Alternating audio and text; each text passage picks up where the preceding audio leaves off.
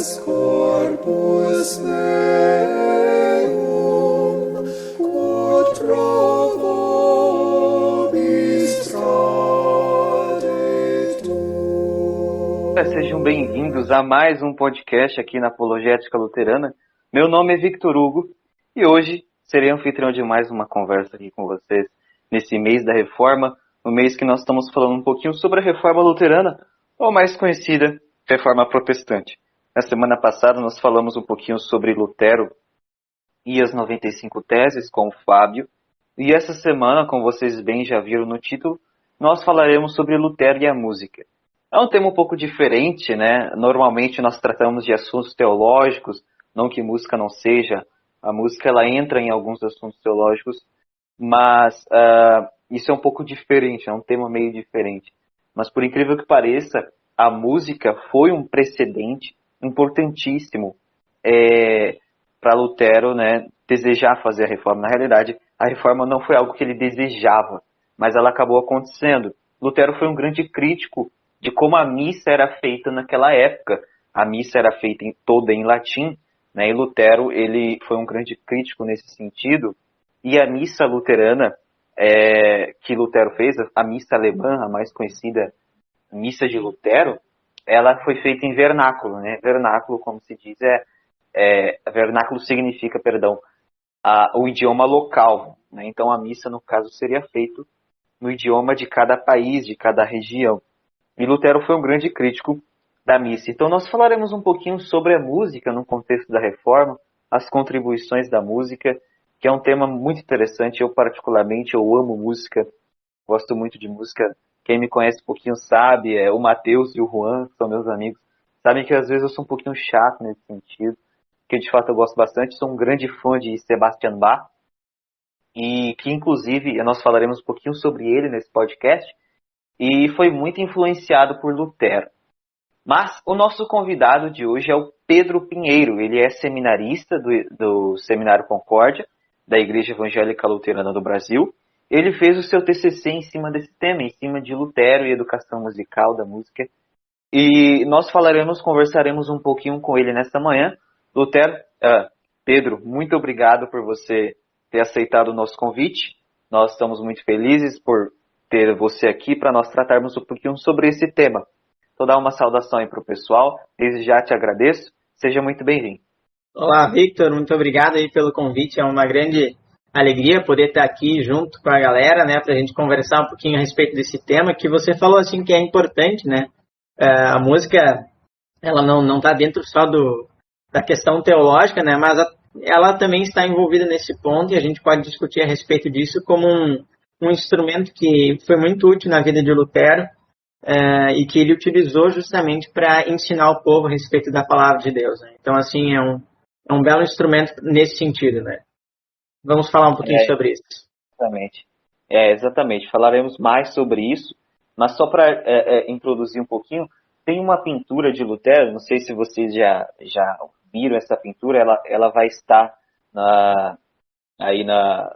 no nosso podcast, né? Nós colocaremos aí, que é de Lutero que está tocando um alaúde. Alaúde é tipo um violão, entre aspas, mas é um som muito diferente do violão, para criancinhas, assim. Isso, essa pintura é bem conhecida. Sim, essa pintura é bem conhecida e eu gosto demais dessa pintura. Muito bonita mesmo. Sim, eu acho ela muito bonita porque ela demonstra o gosto que Lutero tinha por música e como que Lutero queria transpassar o conhecimento para as pessoas através da música, né? Isso que é muito legal porque Lutero tinha essa ideia de passar o conhecimento através da música e nós vamos aprofundar um pouquinho mais disso nesse podcast. Eu não vou falar tudo aqui, senão depois o pessoal sai, né? Mas essa pintura, ela é muito legal. Para quem não conhece, pesquisa no Google depois, pintura de Lutero com alaúde. Provavelmente vocês vão conseguir achar. E é uma pintura muito legal que demonstra um pouquinho sobre esse pensamento de Lutero.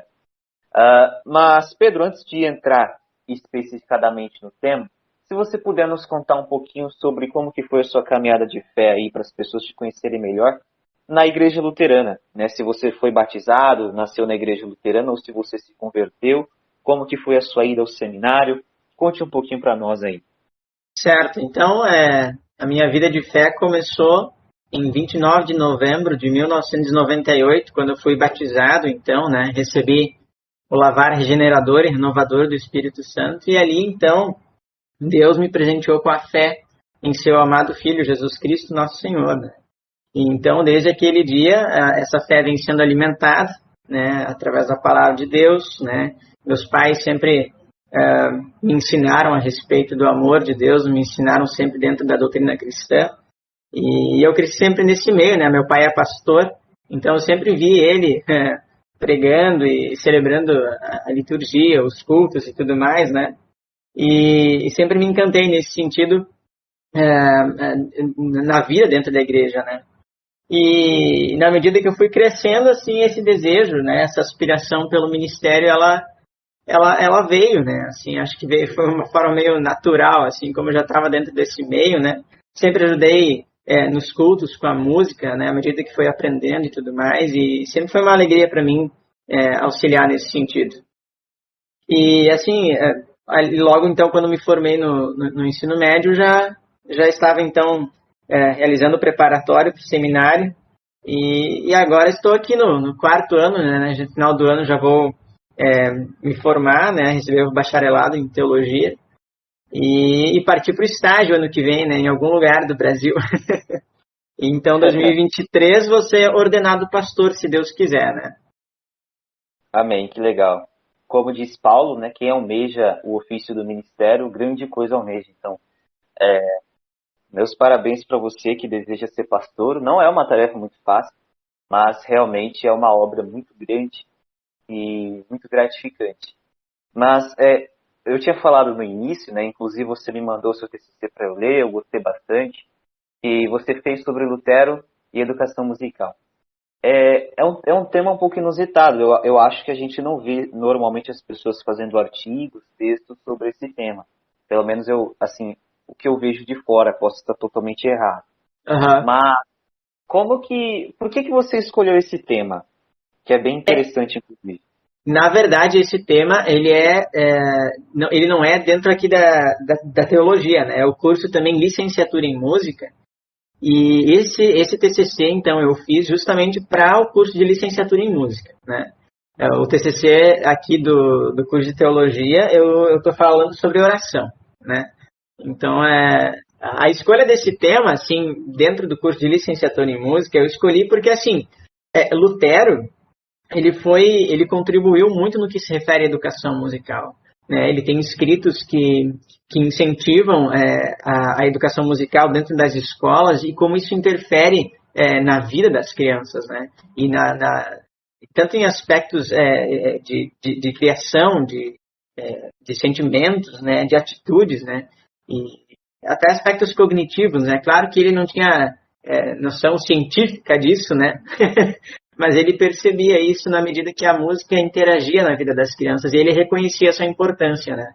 Então, por isso que ele foi um grande incentivador da educação musical dentro das escolas, né? Então, essa foi a justificativa da escolha desse tema, né, para o meu TCC em licenciatura em música.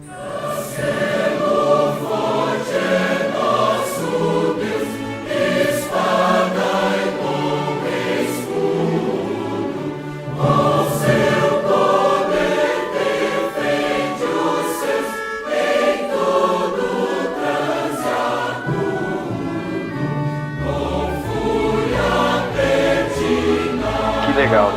Bom, então vamos aí a algumas questões. Eu gostaria de tratar com você, primeiramente, já que nós estamos aí no mês da reforma, então vamos entrar aí nesse tema, né? Qual que foi a contribuição de Lutero e da reforma luterana nesse quesito da música, né? Nós tivemos aí a implantação na missa que Lutero faz, inclusive um dia a gente pode até falar sobre essa missa, né? A missa alemã de Lutero, ela é feita em vernáculo, ou seja, no idioma local. Então, se você puder falar um pouquinho sobre essa questão para nós aí, sobre a contribuição de Lutero e da reforma na música. Sim, vamos falar então sobre isso. Antes de responder diretamente essa pergunta, acho que é importante a gente fazer assim, um panorama geral do entendimento de Lutero em relação à música até o momento da reforma luterana, né? Do contato que ele teve com a música. Aí a gente pode falar melhor, então, um pouquinho a respeito do impacto das mudanças, das contribuições que Lutero trouxe para a Igreja, principalmente no que se refere às questões musicais e do uso da música no contexto religioso, né? Então, assim, Lutero foi alguém que já cresceu tendo contato com a música, né? Ele é bem provável que ele tenha crescido ouvindo cânticos e hinos cantados por mineiros, né? O seu pai, o Hans Luther, né? Aqui, a gente não traduz o nome dos pais dele, né? Só do Martinho. Então ele era minerador, né? E eles tinham então músicas que eles entoavam nos trabalhos, então até como meio de dinâmico assim, né? Para passar o tempo enquanto estavam lá exercendo as suas funções, né?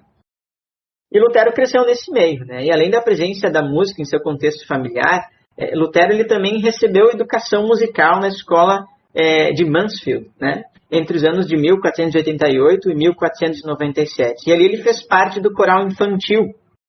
E nessa época, os corais das escolas, eles eram responsáveis em acompanhar as missas, né? Nas diferentes comunidades. E um detalhe importante aqui, que já é importante ressaltar, é justamente que as missas eram feitas em latim, né? Que era uma língua, assim, basicamente conhecida por aqueles que viviam e auxiliavam apenas no meio eclesiástico. E isso dificultava bastante o acesso, a participação e o entendimento do povo nas próprias celebrações da missa, justamente por essa língua não ser tão conhecida. Tempos depois, Lutero ele foi estudar em Magdeburgo e em Eisenach, né? E ali ele permaneceu participando de coros, na medida que ia crescendo. Mas o seu conhecimento sobre a música realmente se desenvolveu quando ele estudou artes na Universidade de Erfurt, né? E ali ele se tornou, então, mestre nas artes em 1505. E nesse tempo de estudo, Lutero ele passou a desenvolver várias habilidades em seus instrumentos musicais, né? Você mencionou a pintura ali antes, né, de Lutero tocando o alaúde para crianças, né? O alaúde foi um instrumento que Lutero aprendeu a tocar sozinho, né? E nesse tempo que ele estava ali em Erfurt. E por causa disso, né, por causa dessa habilidade que Lutero tinha, assim, ele era um pouco de autodidata, né? Então ele foi chamado de o músico e o filósofo pelos seus amigos, né? Ele tinha algumas habilidades e isso gerou apelidos nele, né? E um deles era o músico. E tudo isso aconteceu antes mesmo do evento ali da tempestade, né? Em 1505. Foi logo depois ali dele se formar em mestre das artes, né? E esse evento da tempestade, então, mudaria o percurso da vida de Lutero, como nós sabemos, né? A gente sabe que nessa tempestade, então, Lutero quase foi atingido por um raio, né? E ele pediu, então, para Santa Ana socorro, né? Prometendo, então, se tornar um monge. Então, até esse tempo, percebam que Lutero ele teve um contato considerável com a música, também no que se refere ao contexto religioso, né? E é importante ressaltar que Lutero ele estava vivendo um período de grande transformação cultural na Europa, em meio a esse período que seria chamado de renascentista, né? Ou seja, estava havendo um renascimento, uma valorização da antiguidade clássica, né? Dos costumes e formas greco-romanas, né? Da cultura greco-romana. E esse período, então, ele se estendeu do final do século XIV até o final do século XVI. E dentro desse período, então, estava o nosso querido amigo Lutero, né, que traria, então, contribuições gigantescas para a teologia, né, para a igreja e também para a história da música, né. Afinal, a sua dedicação total à música, ela teve influência em muito do que Lutero fez. Como você mesmo mencionou, né, a missa alemã, que foi uma grande contribuição de Lutero, em que Lutero, então, substituiu o latim, né, uma língua pouco conhecida para o alemão, em que o povo comum entendesse, né, a língua do povo. Porque no século XVI havia uma porcentagem mínima da população que era instruída no latim, né? E essa mudança, então, não era fruto de uma rejeição de Lutero à língua latina. Lutero ele continuou escrevendo textos em latim, né? Dentro do meio acadêmico.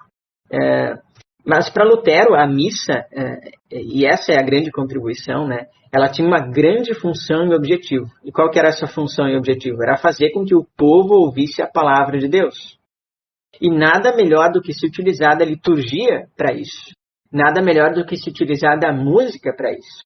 Então Lutero ele publicou essa missa em alemão para que o povo pudesse compreender, acompanhar, participar das celebrações E se utilizou, então, da música como um meio didático para ensinar o povo, para ensinar o povo, para eles aprenderem a respeito da fé e da palavra de Deus, né? E foi por isso, então, que Lutero musicou, por exemplo, as palavras da instituição da Santa Ceia, né? Para quê? Para que as pessoas pudessem guardar facilmente na mente e no coração aquelas palavras de promessa de Cristo, de que ele estaria verdadeiramente presente na Santa Ceia com seu corpo e sangue, né? E essa promessa, então, não era apenas algo visual, mas era algo que você podia escutar, que você podia cantar, né? Então, essa foi uma das grandes contribuições de Lutero, né? Implementando a língua alemã na missa e se utilizando, então, da música como um meio didático para ensinar o povo a respeito das verdades bíblicas que são aprendidas, então, pela fé.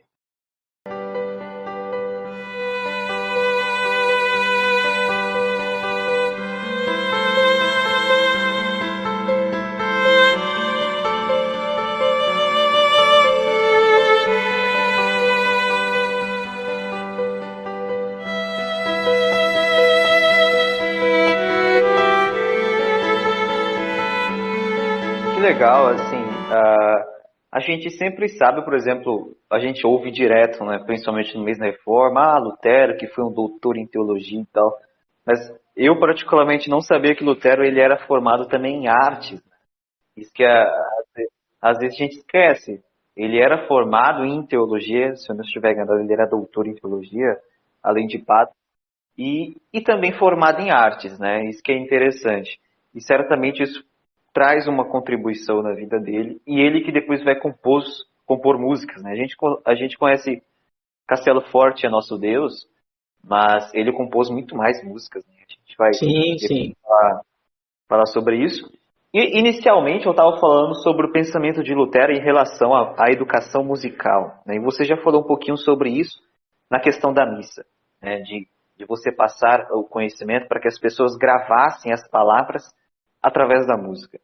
Eu não sei se vocês já fizeram esse exercício, mas quando você canta algo, fica muito mais fácil de gravar, né? Para quem estuda aí pro Enem, para quem, enfim, estuda as coisas aí da vida, quando você pega uma frase, por exemplo, e você canta essa frase, é mais fácil de você gravar essa frase, por causa da melodia. Eu acho que esse era o pensamento de Lutero também na questão da missa, né? Então, Exatamente. se você puder falar um pouquinho para nós aí sobre o que Lutero pensava acerca de educação musical. Uhum. Isso, Lutero ele escreveu assim muito sobre diversos assuntos, né? Inclusive no que se refere à educação musical, né? E a educação em si, né? E um dos escritos sobre a contribuição da música em meio à educação é um escrito em que Lutero exorta os pais para investirem e incentivarem a educação de seus filhos, né? Esse escrito se chama Uma Prédica para que se mandem os filhos à escola, né? E nesse texto, Lutero vai mostrar a preocupação dele no que se refere à educação das crianças. E nesse texto ele também vai abordar sobre o ensino musical, né? E a preocupação de Lutero com a educação musical, ela não surgiu do nada, né? Ele mesmo sentiu na pele o que é ter contato com a música desde criança. Então ele sabia exatamente dos benefícios disso e foi o valor que Lutero atribuía à música que o moveu a investir então e a incentivar a educação musical nas escolas, né? E a educação musical que Lutero recebeu na infância favoreceu justamente para que ele incentivasse e defendesse a música no currículo escolar. Para ele, a música ela era algo indispensável, né, para uma boa educação. Até mesmo para a formação dos professores, né, e pastores, inclusive. Ele até tem assim, algumas falas bem duras, né, e curiosas, né? Ele dizia assim que ele nem olhava na cara de um professor que não sabia música, não sabia tocar um instrumento, né, ou não sabia ler a partitura e tudo mais, né? Então é algo bem curioso isso. Era, quem sabe, um pouco grosseiro nesse sentido, né? Mas de certa forma dá para entender, porque esse era um tempo em que, justamente por causa dessa cultura greco-romana que estava em valorização ali, né, havia um investimento muito grande na educação musical. Só que isso era um pouco restrito, né, às pessoas que tinham grandes condições. Então Lutero queria que se tornasse algo público, né, que mais pessoas pudessem participar da educação musical. Por quê? Porque ele reconhecia e apreciava todas as expressões artísticas, né? Enfim, a pintura, a escultura, a arquitetura e a música como uma criação de Deus, um dom de Deus para ser usado na proclamação da palavra. E Lutero, então, reconheceu esse valor inestimável da música e do canto e recomendou ela como um dom de Deus que precisava ser ensinado aos jovens e às crianças e usado na vida como um todo, na vida cristã e no culto da igreja. Então, servindo como propósito principal de louvar e glorificar a Deus. Então, todo esse valor e importância que Lutero considerou a música, eles foram essenciais para que ele desejasse que o ensino musical fosse expandido e incentivado. Então, nós podemos perceber assim, que Lutero ele não desejava que as instituições de ensino da época descartassem o ensino musical dos seus currículos, né? Mas ele ansiava pela presença do estudo da música dentro do contexto educacional, a fim de que os alunos pudessem interagir com essa capacidade transformadora, né, que ele vai dizer que a música tem, né? E sobre essa capacidade transformadora da música, Lutero ele já havia refletido e pensado a respeito disso, de que a música ela tem esse potencial transformador, né, capaz de atingir diferentes aspectos da condição humana. Você mencionou aí, por exemplo, que é muito mais fácil você lembrar de alguma coisa, de uma informação, cantando ela, né? Exatamente isso, né? E Lutero percebeu isso. Por conta desse entendimento, então, a música ela não deveria só fazer parte dentro do contexto restrito da igreja ou de um outro momento, né? Mas devia compor a vida toda, né? Inclusive o currículo escolar. E essa compreensão dessa característica transformadora da música para Lutero fica expresso em um poema dele escrito em louvor e exaltação à música, né? Da arte louvável que ela é. E eu vou pegar a liberdade aqui e ler esse poema. Assim, é um poema bem curto, mas muito interessante. Então eu vou ler assim. Ele começa: Dama música, dentre todos os prazeres sobre a terra, não há maior que seja dada a alguém do que aquela que eu proporciono com o meu canto e com certas doces sonoridades. Não pode haver má intenção onde houver companheiros cantando bem. Ali não fica zanga, briga, ódio, nem inveja. Toda mágoa tem que ceder, mesquinhez, preocupação, e o que mais atribular se vai com todas as tristezas. Além disso, cada qual tem o direito desse prazer não ser pecado, mas ao invés agrada a Deus muito mais do que todos os prazeres do mundo inteiro. A música destrói a obra do diabo e impede que muitos malvados matem. Isso demonstra o ato do rei Davi, que muitas vezes, com o doce toque da harpa, impediu que Saul praticasse ato de matança. Para a palavra e a verdade divina, a música silencia e prepara o coração. Isto Eliseu declarou, ao encontrar o Espírito pela execução da harpa.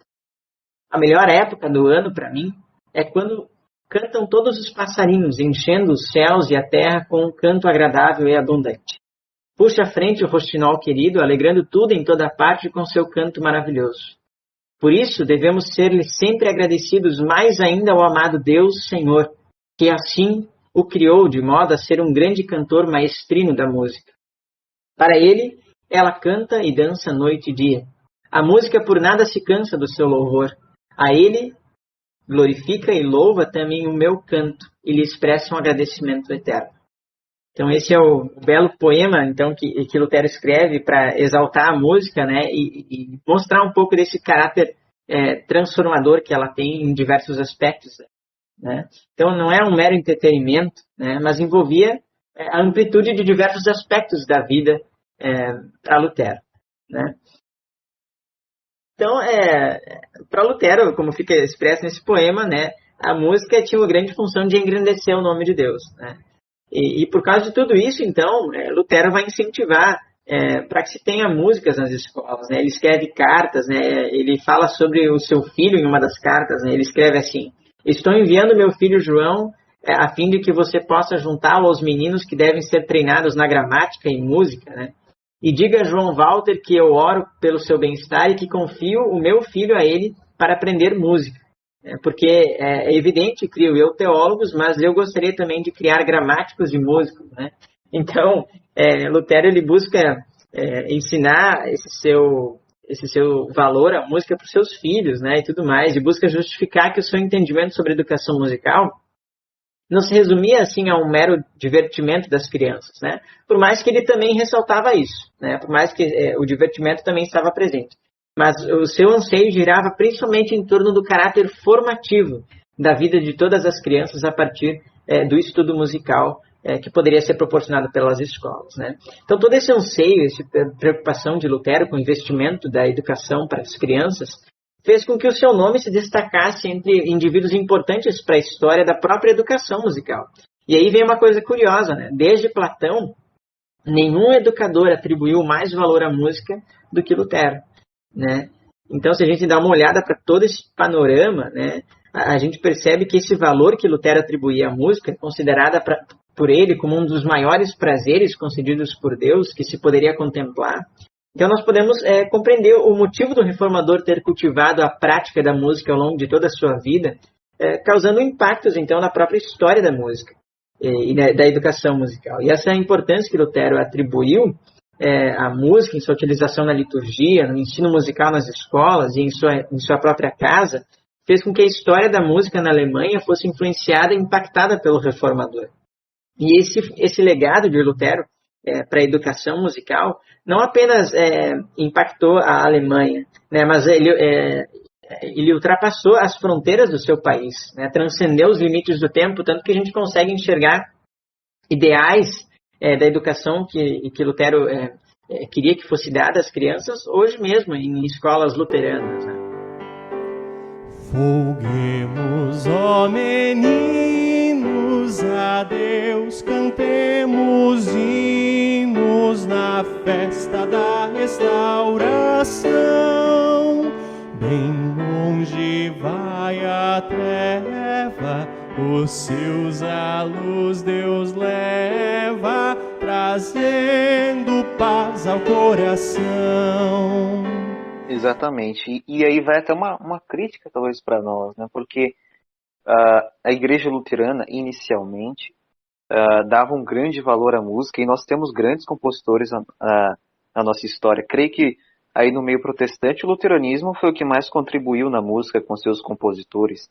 Bach é o mais conhecido, mas teve outros, teve Stutz, teve o próprio Mendelssohn, vários compositores luteranos, né?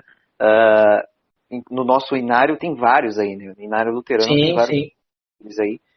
Inclusive brasileiros. Exatamente. Se você puder citar nomes aí de brasileiros, eu vou gostar, hein?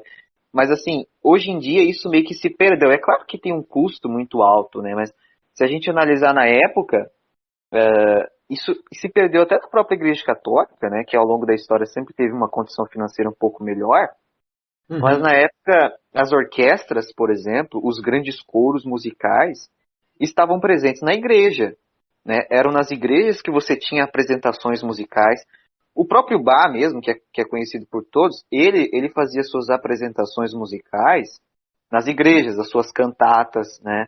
Os seus concertos. As composições deles eram para a igreja, né? Então, assim, não era apenas o local, né? Mas era para o momento, né? Exatamente. Só você pesquisar, por exemplo, as letras das cantatas de Bach. Tem em português, só pesquisar aí na internet aí. Qualquer cantata de Bach em português, tem em português. Você vai ler a letra, é completamente bíblica, é completamente voltada a Deus. São raríssimas as cantatas de Bach que não são sacras, né, que são seculares. Exatamente. E isso acabou se perdendo ao longo do tempo, até porque as orquestras saíram e os compositores saíram da igreja e começaram a trabalhar para os teatros, começaram a ganhar o seu dinheiro fora da igreja. A gente acaba entendendo que hoje em dia o custo para isso é muito grande, né, para uma igreja manter uma orquestra.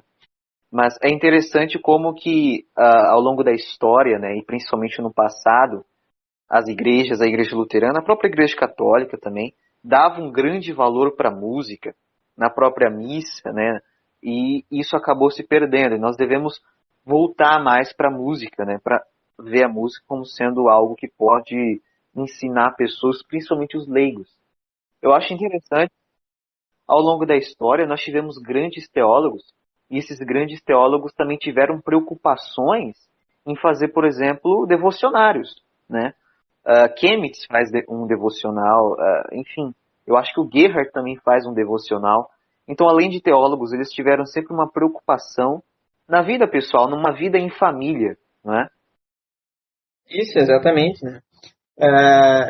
A gente tem que ter um pouco de espírito do Mendelssohn, né? O Mendelssohn também era luterano e ele percebeu essa questão, assim, do valor à música, né? De que algumas coisas estavam se perdendo. Então, assim, o grande fato da gente conhecer hoje Johann Sebastian Bach, a gente deve a Mendelssohn, porque foi ele quem resgatou as obras de Bach no seu tempo, né? Que eram 200 anos depois. E trouxe as obras de Bach, e foi ele quem regeu, então, a Paixão segundo São Mateus, depois de 200 anos parado, né, lá na gaveta, sem ninguém mexer. E isso, assim, a gente devia parar e tomar, assim, como base para algumas coisas serem resgatadas dentro da nossa igreja, né, do valor à música, e de como isso contribui para a nossa fé, né. Porque se você vai olhar, por exemplo, essa composição que eu mencionei, da Paixão segundo São Mateus, é uma composição de 2 horas e 40 minutos, sabe? Lendo textos bíblicos, né? Falando sobre a história da salvação. Então, assim, às vezes a gente não se dá conta da importância que isso tem, né? Ou do valor que a gente pode atribuir a isso. E essa Paixão segundo São Mateus, eu ainda confesso que não assisti ela toda. Tem no YouTube, tem no Spotify, enfim, é fácil de achar. Agora, eu assisti 1 hora dela já. E, cara, eu posso dizer pra vocês, é lindo, lindo. Então, assim, e completamente bíblica. Eu gosto de assistir quando vem a Páscoa, né? Quando aí estamos chegando no momento da Páscoa, é muito legal você fazer essa reflexão e assistir, ouvir, né? Principalmente com legenda. No YouTube tem vídeo com legenda da Paixão segundo São Mateus. E, assim, edifica a fé. E isso que é importante, né? Porque além da música ser algo que nos faz nos aproximar mais de Deus, ela também edifica nós mesmos, a nossa alma, nos ajuda a caminhar na fé, né? E a própria Bíblia usa muito disso. Davi, os salmos, existem salmos cantados, né? Lutero, o Castelo Forte é de salmos, entende? Ele pega os salmos, Exatamente, 46, e faz Castelo Forte. Então, o cristianismo como um todo, né, fez uma contribuição à música, uma valorização muito grande. Com certeza, exatamente.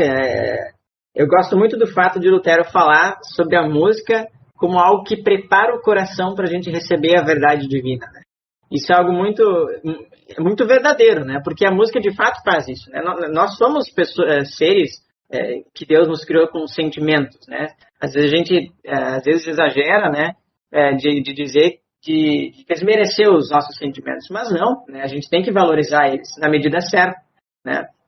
E a música faz isso, né? Ela nos prepara, ela prepara o nosso coração, ela prepara o nosso sentimento para receber, então, com mais reverência a palavra divina.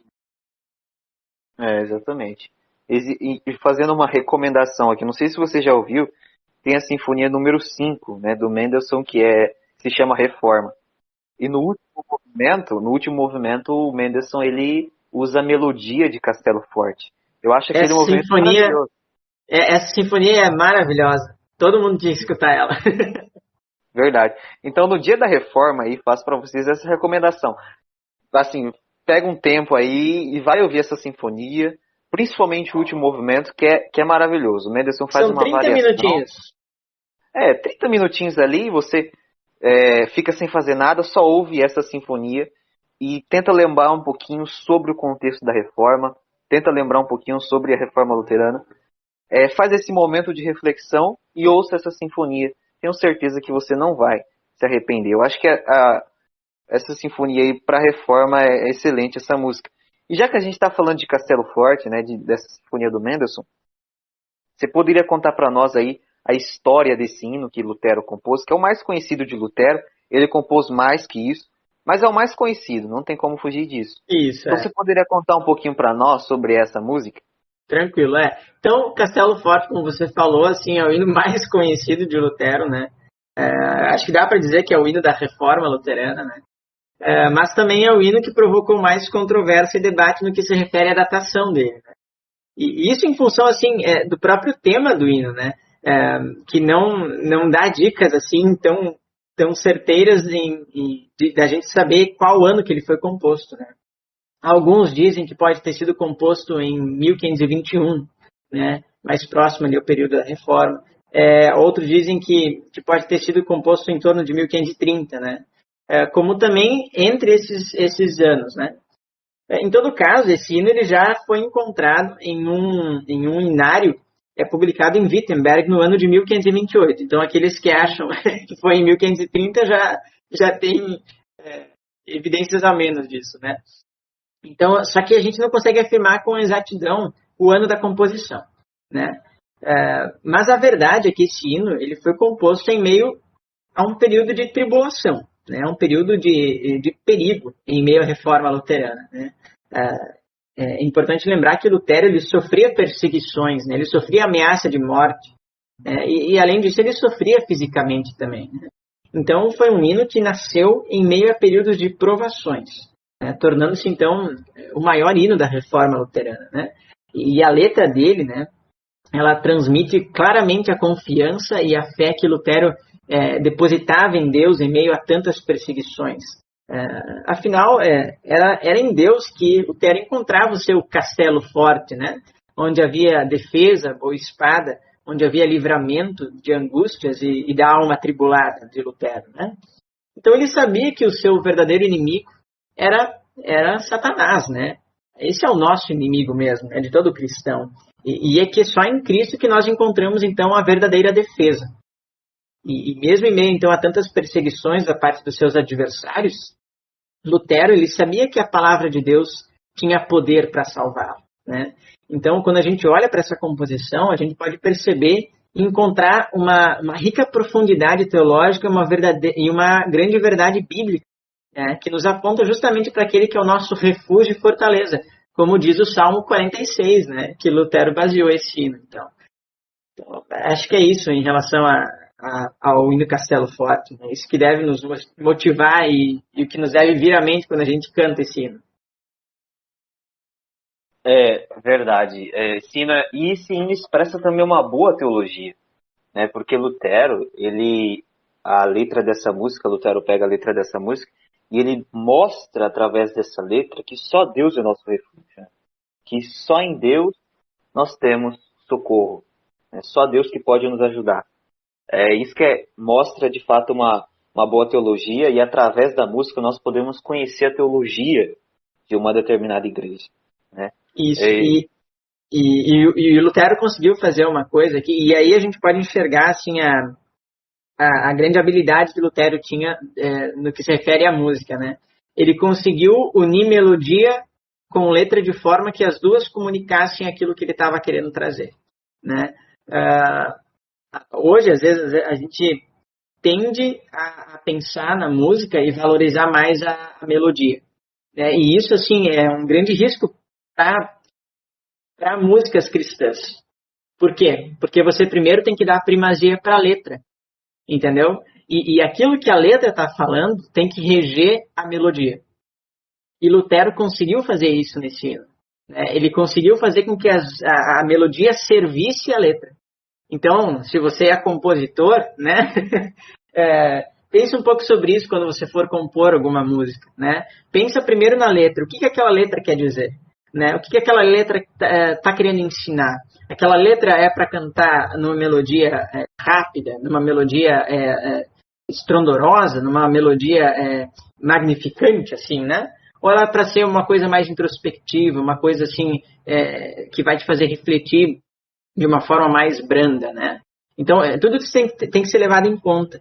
E Lutero deixa muito claro, assim, o Castelo Forte é um hino, assim, tocante, né? E ele é um hino forte, ele transmite isso que Lutero quer passar, né? Que essa fortaleza que está em Deus, né? A melodia deixa claro isso, se você parar para pensar e escutar direito, né?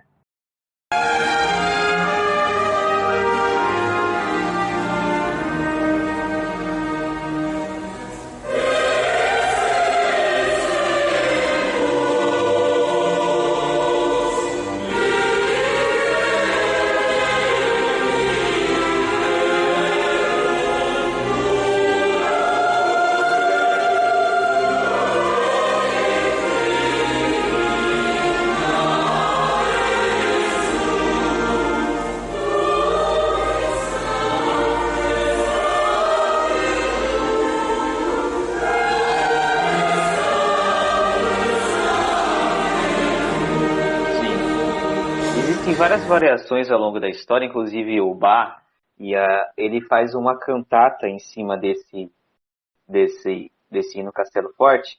Ein festen Buchen Gott, eu acho que é isso. Aqui é Castelo Forte é Nosso Deus em alemão. Eu não sei Isso falar aí. em alemão. Eu também não. Pois é.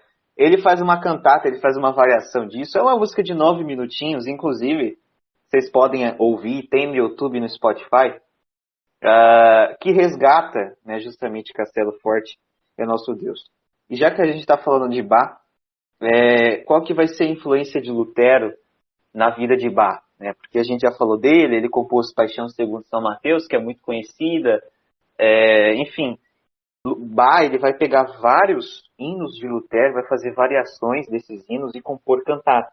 Inclusive tem cantata de Bach que a gente ouve, para quem gosta aí de música erudita, a gente ouve as cantatas de Bach e elas são variações das músicas de Lutero. E a gente nem sabe, né? Porque as cantatas de Bach ficaram mais conhecidas do que as músicas de Lutero, e Bach pegou as músicas de Lutero para compor algumas de suas cantatas. Se você puder falar um pouquinho sobre a contribuição de Lutero nessa grande pessoa aí que é Sebastian Bach. Isso. Então, um dos grandes nomes, então, que deu valor ao canto coral, né, que foi Lutero quem desenvolveu, digamos assim, né, foi Johann Sebastian Bach, né, que, como você falou, é um dos maiores artistas de todos os tempos, né. E Bach, ele era luterano, então ele cresceu nesse meio luterano e se utilizou da liturgia, dos hinos luteranos para suas próprias composições de missas e corais, né. Até mesmo em meio de suas composições seculares, Bach sofreu influência da fé cristã recebida, né. E algumas coisas são interessantes para abordar sobre esse grande compositor, né. Antes você mencionou que ele usava o templo, né, para apresentar as suas composições, né. E é comum a gente olhar para o passado e pensar assim na música de canto coral utilizada por Bach de uma forma assim até grandiosa, né, achando que ele compunha peças escritas para enormes coros com dezenas de músicos, né. Mas uma coisa curiosa é que Bach ele tinha grandes restrições em sua época aos recursos para suas composições. Inclusive, assim, algumas vezes ele até chamava amigos para tocarem as suas obras de graça, né? Porque ele não conseguia contratar músicos, né? Ele não tinha, talvez, dinheiro, né? E na verdade, então, Bach não se utilizava de enormes orquestras, né? Mas, no máximo, de alguns instrumentistas para trabalhar suas composições de canto coral. Mas, ainda assim, mesmo com essas restrições, ele conseguia tornar isso algo grandioso, né? Então, durante a sua vida, Bach escreveu mais de 1000 peças musicais, né? 2/3 delas foram produzidas para a Igreja Luterana. Afinal, as ideias de Lutero sobre a música na Igreja tiveram grande influência sobre Bach. E uma das suas composições mais famosas, que reflete assim, o seu entendimento sobre canto coral, é a composição, né, de Jesus, a Alegria dos Homens. E essa composição não envolve apenas uma bela expressão da fé de Bach, mas também traz à tona sua genialidade musical. Desde o nascimento de Bach, a música luterana ela estava em meio à sua vida. E, além disso, a sua família era musical, né, que proporcionou o desenvolvimento do seu interesse a respeito da música. E já quando criança, Bach ele aprendeu a tocar órgão de tubos. E a partir de toda essa influência, então, Bach foi adquirindo conhecimento para aplicá-lo no futuro em suas composições. Entre 1788 e 1714, Bach começou a escrever um livro, a compor um livro para órgão, né, com o intuito de ensinar o seu filho mais velho. E com isso, Bach ele se utiliza de 45 corais. E aqui eu não estou dizendo assim, corais, a gente vê na mente um monte de pessoas reunidas para cantar alguma coisa, né? Não. Coral é uma forma musical, né? É um gênero musical desenvolvido por Lutero, né? Cantado por uma congregação, ser cantado em congregação nas igrejas, né? Então, Lutero pega esses 45 corais luteranos, esses cantos melódicos, para desenvolver o manual do organista, né? E assim surge o pequeno livro para órgão, com uma reunião de 165 prelúdios para corais, ou seja, baseada em melodias para canto coral para todo o ano cristão, né? Então você tem aí uma composição de Bach para todo o ano eclesiástico. E esse livro ilustrou duas grandes características de Bach. O primeiro deles é o amor pelo ensino, né? E o segundo deles é o amor pelo coral como forma musical. Bach valorizou muito isso, né? Essa herança deixada por Lutero. E Bach dedicou esse livro, então, à honra do Deus Altíssimo e também ao próximo, né? Para que ele pudesse aprender a música para glorificar a esse Deus Altíssimo. Então, foi essa influência que Bach recebeu de Lutero, né? Os dois foram figuras extremamente importantes para a história da música cristã, tornando a junção de melodias e letras, né? Aquela questão que eu estava falando antes, né? Como um meio para proclamar e ensinar as pessoas a respeito do Deus Altíssimo. Que é o verdadeiro, nós poderíamos dizer que é o verdadeiro compositor e autor de todas as maravilhas que existem, né? Em sua criação, sendo então digno de honra, de glória, em meio a essas obras tão incríveis, desenvolvidas e compostas por compositores como Johann Sebastian Bach. Inclusive, no Inário Luterano tem uma música que é muito bonita, que se chama Ó Fronte Ensanguentada. Eu acho que alguém já ouviu aí Ó Fronte Ensanguentada, que ela é um trecho da Paixão segundo São Mateus, né? Esse trecho se chama Ó Fronte Ensanguentada. Pegam esse trecho e aí então tem a música, que é uma cantata de Bach. Tem uma cantata de Bach que eu acho assim muito bonita, que é Jesu meine Freude. Ele começa mais ou menos assim: Jesus, minha alegria, passo do meu coração. Jesus, meu adorno. Ah, quanto tempo, meu coração está cheio de ansiedade e saudade de ti. Cordeiro de Deus, meu noivo, fora de ti na terra não há nada mais caro para mim. É apenas um trecho dessa cantata Jesu meine Freude, que é a cantata que eu mais gosto dele, que demonstra a dedicação de Bach às escrituras sagradas. Inclusive, nós temos aí a Bíblia de Bach em um museu da Alemanha, e algo muito interessante é que a Bíblia de Bach está totalmente cheia de anotações, cheia de grifos. Então, demonstra que Bach, muito provavelmente, ele era um grande estudioso da Bíblia. Então, às vezes a gente acha que ele só compunha música, mas não, ele também estudava muito a Bíblia e provavelmente era um teólogo também. E as cantatas de Bach, como você bem disse, elas foram feitas para todo o ano eclesiástico. Então, Bach ele vai compor para Quaresma, para Páscoa, tem cantata de tudo dele. Então eu já faço uma outra recomendação para você que está nos ouvindo. Se um dia você quiser ouvir alguma música, seja no tempo litúrgico, qualquer que for aí, pesquisa uma cantata de Bach aí no Google, cantata de Bach para tempo comum, por exemplo. Você vai achar, porque ele compôs aí para tudo. Ó fronte ensanguentada, ferida pela dor, de espinhos coroada, marcada pelo horror. Ó fronte outrora ornada de eterna glória e luz, agora desprezada, adoro-te, Jesus. Agora voltando um pouquinho para Lutero. A gente falou de Bach, mas agora vamos voltar um pouco para Lutero, porque eu já ouvi falar aí já algumas vezes que Lutero ele usa de algumas melodias populares para fazer as suas músicas, né? Qual era a relação da música de Lutero com a música popular da época? Isso. Então, como já foi dito, Lutero ele viveu em um período de fortes desenvolvimentos musicais, né? Que é o período renascentista. E a música sacra, nesse tempo, ainda estava em destaque nesse período, né? Mas cada vez mais a música chamada profana começou a se desenvolver e a se fazer presente em meio à sociedade. Então, sendo buscada pela classe burguesa, pelos moradores ricos das cidades, né? Pelas cortes. Então, que se utilizavam da música como entretenimento. E Lutero não deixou de olhar para essas mudanças, né? Lutero era alguém extremamente perspicaz para enxergar o seu contexto, né? E ele se utilizou de muito daquilo que ele estava vendo no que se refere à música, né? Então, em suas contribuições musicais, Lutero ele conservou melodias e características gregorianas em suas composições e adaptações, como é possível ver em sua missa alemã, né, que tem vários melismas, né, nas suas composições. Contudo, Lutero ele não se prendeu somente a essa estética composicional gregoriana, né, até porque estava começando a mudar, né, por causa desse tempo, dessas inovações musicais. Né, mas ele se utilizou então de antigas canções folclóricas, né, adaptando as letras para se tornarem apropriadas para o culto, por exemplo. Né.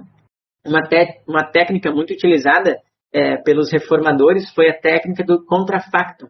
Né? O que é isso? Né? É uma substituição de um texto, de uma composição, por outro, né? Sem a mudança da melodia.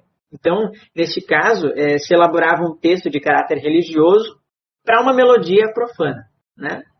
E Lutero, então, se utilizava da música como uma forma eficaz evangelística, né? Não se importando, então, de utilizar uma melodia profana para tornar utilizável no meio cristão, a partir de uma letra que expressasse a fé cristã.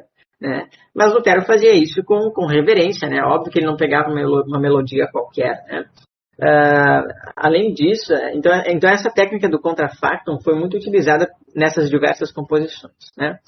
E um exemplo disso, que a gente tem no nosso cenário luterano, é o hino 26, né? Que é aquela melodia do Eu venho desde os altos céus. Né? Lutero pegou essa melodia, que já era conhecida pelo povo, né? E escreveu uma nova letra para ela ser cantada nos cultos. Né? E ela é preservada, então, até hoje, né? Tanto que está presente no nosso cenário luterano. Então, a gente pode perceber que Lutero aproveitou muito o material musical do seu tempo, né? Seja em canto uníssono, né? Uma mesma linha melódica, baseando então na tradição do canto gregoriano, ou no canto monofônico, né? Que você tem uma linha melódica apenas, né? Então, baseado na tradição alemã, né? E aí você vai encontrar essa forma dentro dos cânticos folclóricos, né? E na polifonia, então, já se baseando na arte erudita europeia. Né? E tudo isso para formar a música sacra protestante. Né? Então, além de escrever hinos originais, Lutero se utilizou de composições anteriores à Reforma, né? Cânticos litúrgicos, cânticos religiosos, canções folclóricas que foram, então, sendo, ao longo do tempo, traduzidas e adaptadas. Né? Então, a partir disso, acredita-se que pouco tempo depois, não muito tempo depois da Reforma, mais de 1000 hinos já existiam, né? Entre eles medievais e renascentistas. Né? Todos eles utilizados dentro do culto depois da Reforma Protestante. E todos eles destinados às congregações alemãs, para o povo mesmo. Né?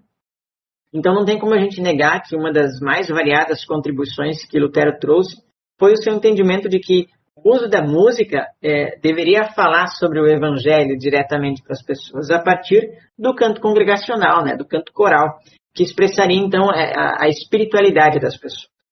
Então Lutero selecionou músicos e poetas para produzirem material e conteúdo musical, né? Não rejeitando as suas tradições, as tradições que existiam na época no que se refere à música, mas se utilizando delas para a proclamação e ensino da verdade do Evangelho.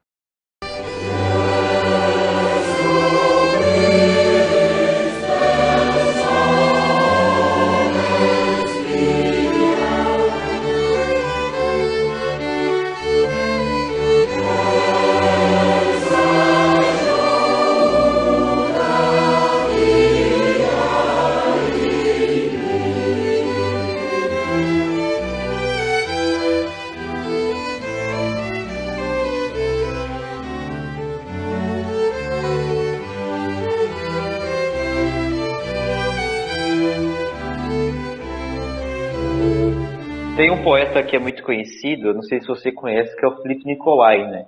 Ele vai fazer letras para alguns hinos luteranos, que ele era um amigo de Lutero, assim, um amigo muito próximo de Lutero. Inclusive aí forma aí o primeiro inário luterano. Eu acho que, se você sabe a data do primeiro inário luterano, eu acho que ele vai ser em 1548. Não sei, Mas o primeiro inário luterano sai com alguns hinos de Lutero e desses amigos de Lutero que também eram músicos. A gente falou muito de Lutero aqui nesse podcast, né? E que uma conclusão que a gente chega nesse podcast é que ele gostava muito de música. Isso é fato. Agora, como que funcionava aí, para a gente encerrar o podcast, como que funcionavam as suas composições? Como que Lutero compunha? Isso, de fato, como a gente já percebe, né, Lutero tinha um grande apreço pela música. Ele não só a contemplava, né, mas ele a praticava. E pelo fato de Lutero ter passado pela ordem agostiniana eremita, né, isso no mosteiro, né, ele foi ensinado a não considerar a música como algo qualquer, mas ele deveria tratá-la com muita seriedade, com muita importância, né. E Lutero, de certa forma, preservou isso mesmo depois da reforma, né. Então, a dedicação de Lutero pelo estudo musical não foi escassa, tanto que a sua constante dedicação pela arte da música o levou à prática da composição musical, né? E principalmente melodias e letras para hinos cristãos.